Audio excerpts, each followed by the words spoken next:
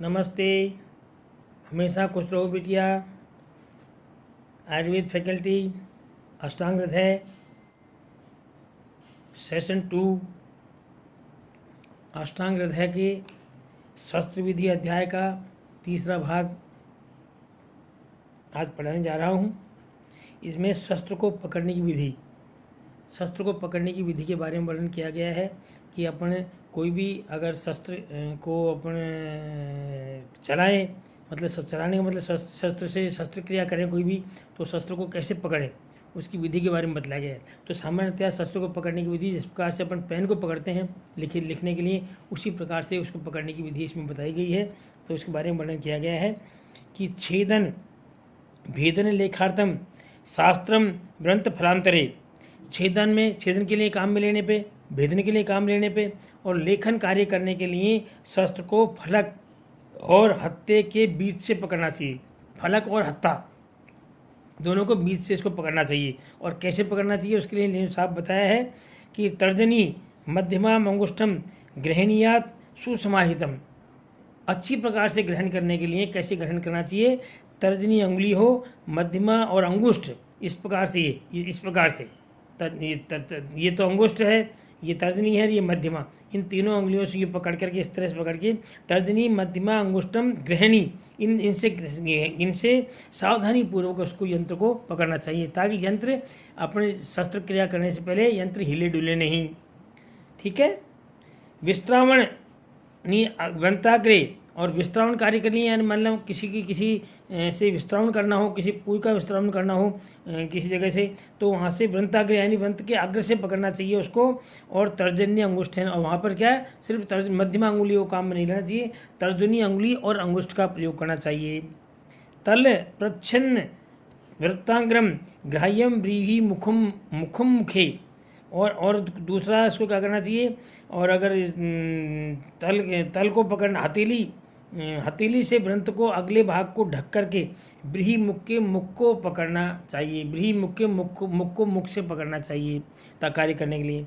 और आहरण मूले स्व आहरण अर्थानी क्रिया सौकार्य अत्परम, और किसी आहरण करने के लिए, किसी शस्त्र के आहरण करने के लिए मान लो किसी को निकालना हो तो शस्त्र को उसको मूले यानी शस्त्र को जड़ से पकड़ना चाहिए।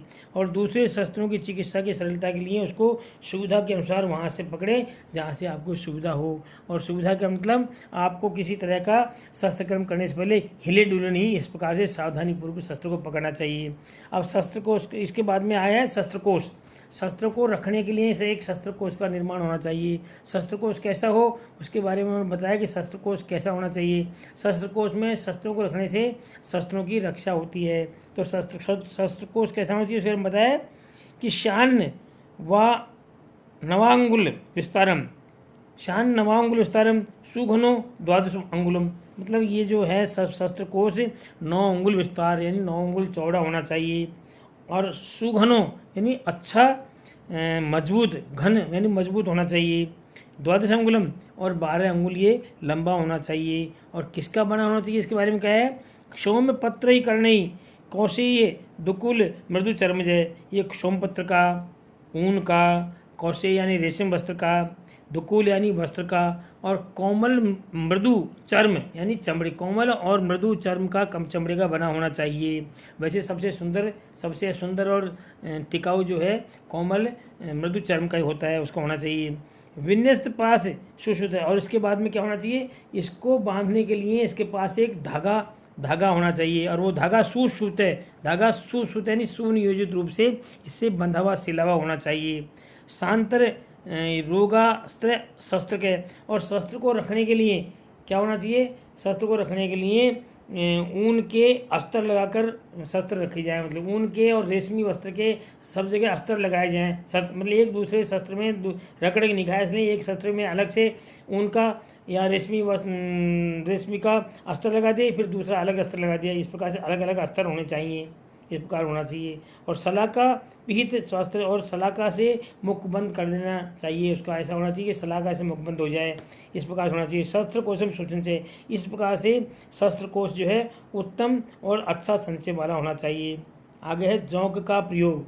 अब शस्त्र का प्रयोग हो गया, तो जौंक का प्रयोग कैसे करेंगे, जौंक के प्रयोग के बारे में। जौंक का प्रयोग अशुद्ध रक्त को निकालने के लिए जौंक का प्रयोग भी करते हैं। उसके लिए बताया कि जलकास्तु सुखिनो रक्तस्रावे योजित। जौंक का प्रयोग कहाँ करना चाहिए, सुखी जीवन जीने वालों के लिए या सुकुमार व्यक्तियों के लिए, जो बहुत ही कोमल व्यक्ति हो, कोमल प्रकृति के हो, उन व्यक्तियों के लिए जौंक का प्रयोग करना चाहिए। और इससे रक्तस्राव जो है सुखपूर्वक रक्तस्राव होता है, इसके बारे में वर्णन किया गया है। आगे सविस जौका को लक्षण और उनके निषेध। मतलब सविस यानी जौंक जो है, जौंक भी दो प्रकार की होती है, एक तो सविस है और निर्विष।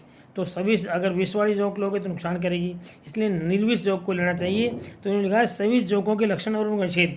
सविस जौंक कैसे पहचानेंगे जौंक को कि ये विष वाली है कि निर्विष वाली है, तो उसके लिए उनके लक्षण बताए हैं और उसका निषेध बताया कि इसका प्रयोग नहीं करना चाहिए। तो सविस जौंक के लिए बताया है दुष्ट अम्बु मत्स्य भेक अहि शव कोथ मलोद्भवा। मतलब दुष्ट, ये सविस जौंक जो है यानी विष वाली जौंक जो है कहाँ होती है, दूषित जल में। दुष्ट अम्बु यानी दूषित जल में रहती है। मत्स्य यानी मछली, भेक यानी मेंढक सांप और शवों के सड़ने से एवं उनके मल से उत्पन्न होती है, इसलिए सविष हो जाती है ये। और ये कैसी होती है, रक्ता, श्वेता, भ्रसम कृष्णा, चापला, स्थूल पिछला। ये रक्ता यानी कुछ लाल रंग की होती है, श्वेता होती है, सफ़ेद होती है। अति भ्रसम कृष्णा यानी अत्यधिक काली होती है। चबला चंचल होती है। स्थूल और पिछल होती है। इंद्रायुध विचित्र, इंद्रधनुष की तरह इसके विचित्र, इंद्रधनुष की तरह इसके विचित्र समान विचित्र होती है। और ऊर्ध्व राजियो, ऊपर से इसकी रेखा वाली होती है। रोमास्य और ऊपर से रोम वाली भी होती है। इन जलोकाओं को सविषा वर्जित। इस प्रकार से जलोका देखो तो उसको विष वाली जलोका माननी चाहिए और उसको वर्जित यानी उसका वर्जन उसको नहीं लगानी चाहिए। आगे सविस जौक के प्रयोग से हानि और चिकित्सा क्या है, इसका प्रयोग से क्या हानि और क्या चिकित्सा है। ताभी, कंडू, पाक, ज्वर, भ्रमा, विष, पित्तास्त्र न्यू कार्य तथा। इसके कारण क्या होता है, अगर मान लो सविस जौक को लगा लो तो क्या होगा, कंडू, पाक, ज्वर, भ्रम होता है। इसके लिए विषनाशक और रक्त पित्तनाशक चिकित्सा करनी चाहिए। इसमें विषनाशक चिकित्सा और रक्त पित्तनाशक चिकित्सा करनी चाहिए। This session provided by Digital Vision 2. I hope you have any query.